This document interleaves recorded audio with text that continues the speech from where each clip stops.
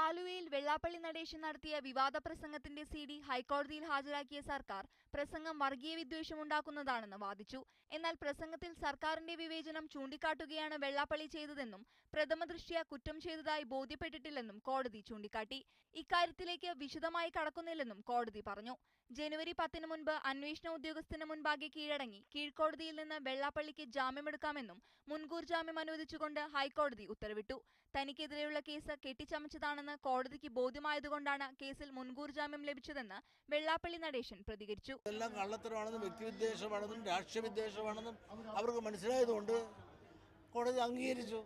അതേസമയം മനഃപൂർവ്വം വർഗീയ സംഘർഷമുണ്ടാക്കാനാണ് വെള്ളാപ്പള്ളി ശ്രമിച്ചതെന്നും മതവിദ്വേഷ പ്രസംഗം എഴുതി തയ്യാറാക്കി വായിച്ചത് ഇതിന് തെളിവാണെന്നും VM സുധീരൻ അന്വേഷണ സംഘത്തിന് മൊഴി നൽകി.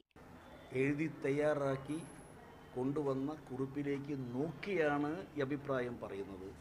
എഴുതി തയ്യാറാക്കുക എന്ന് പറഞ്ഞാൽ എൻ്റെ അർത്ഥം എന്താ? കരുതിക്കൂട്ടി തയ്യാറാക്കിയതാണ്. മീഡിയ 1 കൊച്ചി, തിരുവനന്തപുരം.